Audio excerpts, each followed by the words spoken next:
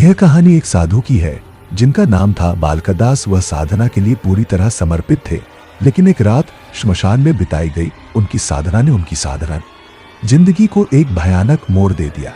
यह कहानी उस रहस्यमयी मौत की है जो श्मशान की खामोशी में बसी हुई है। और आज हम आपको यही बताएंगे कि क्या सचमुच भूत प्रेत होते हैं या फिर यह सब हमारी कल्पना का हिस्सा है। इस कहानी में हम जानेंगे कि एक साधु ने किस तरह से श्मशान में रात बिताई और क्या उसे उस रात के खौफनाक घटनाओं का सामना करना पड़ा।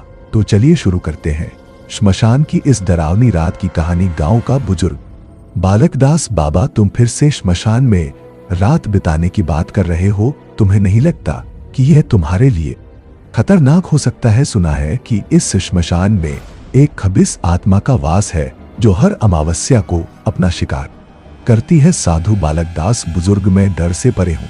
मैंने श्मशान में कई रातें बिताई हैं और हर बार मेरी साधना मजबूत हुई है। आत्माएं कुछ नहीं कर सकती जब तक मैं अपने भगवान के साथ हूँ। गांव का युवा, बाबा तुम तो बड़े अजीब हो। हम सब तो डर के मारे घर में बंद रहते हैं और तुम बिना किसी डर के अकेले श्मशान में साधना करने का मन बना रहे हो। क्या तुम्हें कभी ये नहीं लगता कि ये सब कहानियां सही हो सकती है? साधु बालकदास, जो डरते हैं वे कभी महान नहीं बन सकते। आत्माएं या बुरी शक्तियां केवल उस व्यक्ति को भयभीत करती हैं जो स्वयं डरता है। मुझे क्या डर होगा? भगवान के साथ जो है उसे कोई नहीं हरा सकता। गांव का बुजुर्ग, यह तुम्हारा विश्वास है बालकदास, लेकिन एक चेतावनी है। इस श्मशान में एक खबीस आत्मा है जो हर अमावस्या को उठती है। जब तक तुम यहाँ हो तुम उसकी गुस्से का सामना नहीं कर सकोगे। वह एक बार एक साधु को मार चुका है। यह तुमसे प्यार नहीं करती। साधु बालकदास, मैं जानता हूँ कि तुम मुझे डराना चाहते हो, लेकिन मैं न डरता हूँ, न ही कभी डरने वाला हूँ। मुझे यह स्थान केवल साधना का स्थल लगता है और किसी भी आत्मा से टकराने का कोई डर नहीं है। रात गहरी होती गई और शमशान का माहौल और भी डरावना हो गया।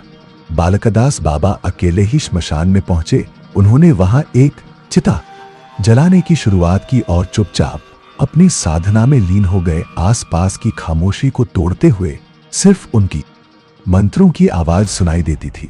लेकिन क्या कोई अनदेखी शक्ति उनके आसपास थी? साधु बालकदास, ओ नमः शिवाय। खबीस आत्मा, तुम यहाँ क्या कर रहे हो? साधु, क्या तुम मुझे चुनौती दे रहे हो? साधु बालकदास, तुम कौन हो जो मुझे चुनौती दे रहे हो? मैं तो केवल भगवान की साधना करता हूँ। तुम जो भी हो, तुम मुझसे ज्यादा शक्तिशाली नहीं हो। खबीस आत्मा, तुमने मेरी चेतावनियां नहीं मानी। अब देखो तुम्हारी साधना तुम्हारी मृत्यु का कारण बनेगी। साधु बालकदास, ओ नमः शिवाय। मुझे कोई डर नहीं है। तुम्हारी कोई शक्ति मुझे प्रभावित नहीं कर सकती। गांव का युवा बुजुर्ग, क्या तुमने देखा? वह साधु बालकदास बाबा, उनकी आंखें खुली हुई थी और उनका चेहरा डर से सख्त हो गया था। उनकी हालत देखो, जैसे वह किसी भूत से लड़ते हुए मर गए हों। गांव का बुजुर्ग, यह वही आत्मा थी जो उसने चेतावनी दी थी। मैंने उसे कहा था कि इस श्मशान में जो शक्तियां हैं वह साधु को खा जाएगी। उसने भगवान के अलावा किसी और को नहीं माना। अब उसका क्या हुआ? गांव का युवा, क्या यह सचमुच उस खबीस आत्मा का काम था? उसकी आंखें इतनी चौड़ी थी जैसे उसने किसी बुरी शक्ति को देखा। गांव का बुजुर्ग, कभी कभी हमारे विश्वास और हमारे बल का भी एक सीमित दायरा होता है।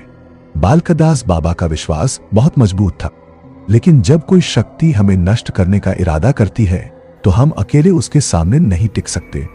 बालकदास बाबा की मृत्यु ने गांव वालों को एक गहरी सीख दी। कभी कभी हमारे विश्वास, हमारी ताकत और हमारी इच्छाएं हमें धोखा दे सकती है।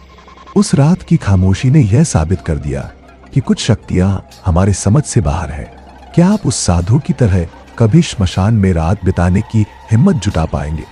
क्या आपका विश्वास आपको उन अज्ञात शक्तियों से जूझने की ताकत दे सकता है या फिर वह ताकत आपको नष्ट कर देगी? अगर आपने कभी ऐसी जगह जाने का सोचा है तो क्या आप बालकदास की तरह उनके सामने खड़े रह पाएंगे? हमें बताएं कि अगर आपने कभी ऐसी जगहों पर जाने का सोचा है तो क्या आपको डर लगता है? क्या आप भी ऐसे अंधेरे से भरे रास्ते पर चलने की हिम्मत रखते हैं?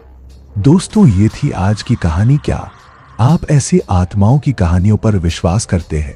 हमें जरूर बताएं। अगले एपिसोड में हम आपको एक और खौफनाक दास्तान सुनाएंगे। तब तक सुरक्षित रहे और डरावनी रातों का आनंद ले।